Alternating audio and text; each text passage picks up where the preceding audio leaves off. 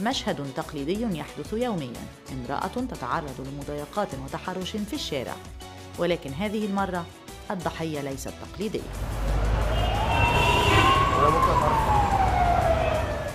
وجدنا في وليد ضالتنا المنشودة، فقد فكرنا أن نأتي بممثل شاب تكون لديه الجرأة أن يتنكر في زي امرأة وينزل إلى الشارع ليختبر بنفسه شعور المرأة عندما تتعرض لأشكال مختلفة من التحرش. بعد أن تم تحضير وليد للتجربة، نزل إلى شوارع وسط البلد، وهي منطقة معروفة بحوادث التحرش المتكررة. بدأنا في متابعة ما يتعرض له من خلال كاميراتنا الخفية، ولم تمض سوى لحظات وبدأنا نرصد مضايقات وأشكالا مختلفة من التحرش.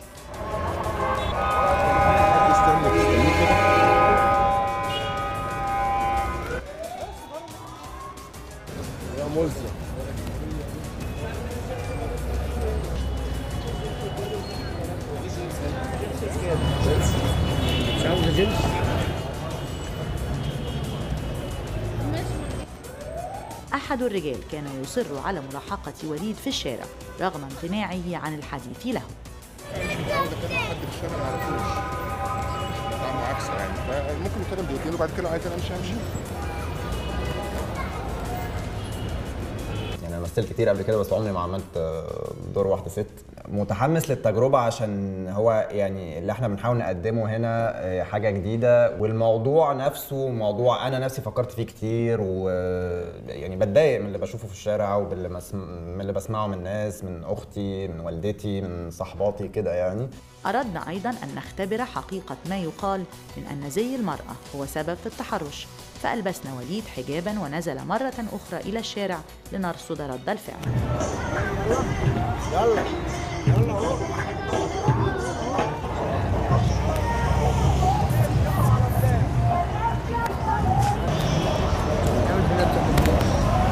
يجوا زي ما يكونوا لازقين فيكي كده، والكلام يبقى في ودنك بالظبط ويروحوا مكملين.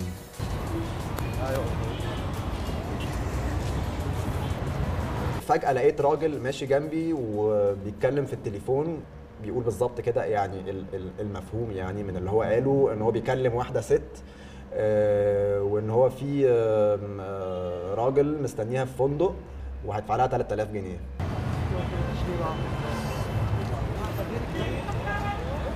بقول لك الراجل هيقعد معاكي 3 ايام وهيديكي 3000 جنيه 4000 جنيه.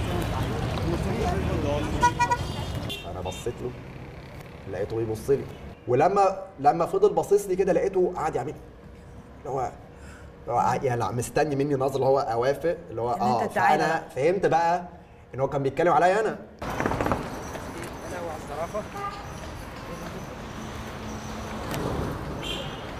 وجدنا رجل يتتبع وليد بسيارته لمدة زادت عن الربع ساعة ويطلب منه ركوب السيارة. في رجاله في عربيات حلوه قوي ببدل لابسين محترم، شكلهم محترم جدا، وبرضه كذا واحد منهم كان عايز نركب معاه، برضه بيقعدوا يشاوروا لي كده اللي هو تعالي تعالي تعالي مش عارف ايه. طبعا انت جزء من الموضوع ان انت كنت عايز تحس الست بتحس بايه، قدرت تحس بده؟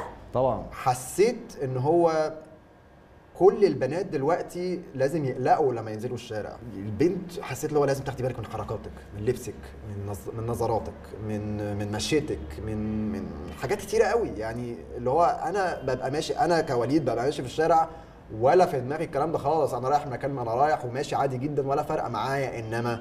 انما لما بقى دخلت مكان الست ومشيت في الشارع ولبست لبس الست بالميك اب، بكل ده بالميك اب او من غير او بالحجاب او من غير لا يعني المشي في الشارع لوحده يعني بيتطلب مجهود نفسي ومجهود جسدي ومجهود يعني لا يعني كأن الستات متحصرين دايما، يعني في عيون في كل حته قدام ورا ويمين وشمال ولازم تبقي مركزه في حاجات كتير قوي، يعني فوق طاقه اي حد ان هو يفضل مركز في الحاجات دي عشان بس ماشي من يعني مفيش يعني ايه بقى في كلام تقدر تقوله اتقال لك؟ يعني لا.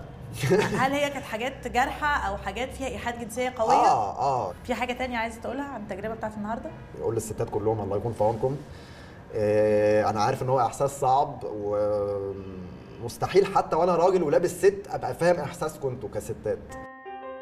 استطاع وليد إذن وهو رجل أن يشعر ولو جزئياً بما تشعر به المرأة، ولكنه في النهاية رجل، ويمنحه هذا شعوراً بالأمان كما اعترف هو، شعور لا تشعر به كل امرأة.